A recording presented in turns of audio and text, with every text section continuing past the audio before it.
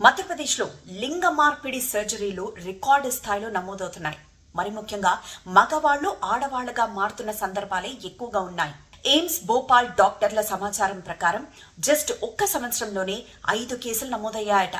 అయితే patients only ఏదో cities నుండి వచ్చిన వాళ్ళు కాదు, చిన్న చిన్న పట్టణాలు, గ్రామాలు, మారుమూల గ్రామాల నుండి వచ్చిన వాళ్ళు కూడా ఉన్నారట.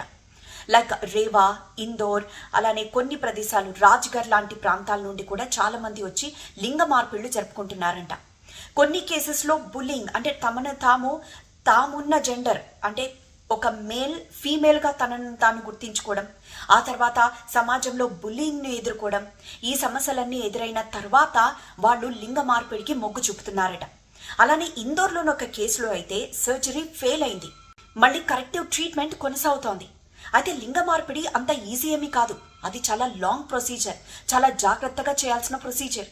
కౌన్సిలింగ్, థెరపీ, మెడికల్ ఇవాల్యుయేషన్ తర్వాతే సర్జరీకి అనుమతిస్తారు.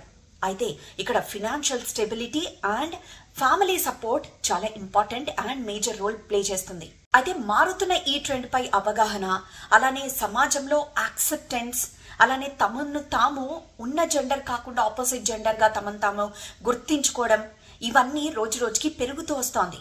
బట్ మెడికల్ ఎక్స్పర్ట్స్ ఒక్క విషయాన్ని మాత్రం చాలా స్పష్టంగా తెలియజేస్తున్నారు. లింగ మార్పిడి అనేది సైకలాజికల్ చేంజెస్, స్ట్రక్చరల్ చేంజెస్. ఎందుకంటే సర్జరీ జరిగే టైంలో మేల్ జెనాటల్ ఆర్గాన్ని తీసేసి ఫీమేల్ జెనాటల్ ఆర్గాన్ని క్రియేట్ చేస్తారు. సో ఇది చాలా జాగ్రత్తగా, ఇది చాలా కాంప్లెక్స్ మెడికల్ థింగ్ ఇది. సో ప్రతి దాంట్లోనూ చాలా జాగ్రత్తగా ఎక్స్పర్ట్స్ అంటే డాక్టర్స్ వాళ్ళు సర్జరీ చేయాల్సి ఉంటుంది. కాబట్టి ఇది చిన్న కాంప్లికేషన్ కాదు, చాలా ఇతర కాంప్లికేషన్స్ కూడా ఎదుర్కొనే ఛాన్సెస్ ఉన్నాయని చెప్తున్నారు. అయితే ఎయిమ్స్ భోపాల్లోనే ఎందుకు ఈ సర్జరీస్ ఎక్కువగా జరుగుతున్నాయి అని అంటే దానికి ఒక కారణం ఉంది. అక్కడ ఈ సర్జరీస్ ఈదర్ ఫ్రీ లేకపోతే సబ్సిడీ మీద జరుపుతూ ఉంటారు. మరోవైపు ఇటు ప్రైవేట్ హాస్పిటల్స్కి కనుక వెళ్తే సేమ్ ఇదే సర్జరీ 8 to 10 lakhs వరకు అవుతుంది. మోరోవర్ ఈ సర్జరీస్ ఎక్కువగా మధ్యప్రదేశ్కి చెందిన యువకులు లేకపోతే ఒక 40 ఆ ఏజ్లో ఉన్న వాళ్ళు ఎక్కువగా చేయించుకుంటున్నారట. సో అందుకనే మధ్యప్రదేశ్లోని ఎయిమ్స్ భోపాల్లోనే ఎక్కువగా ఈ సర్జరీస్ నమోదవుతున్నాయి.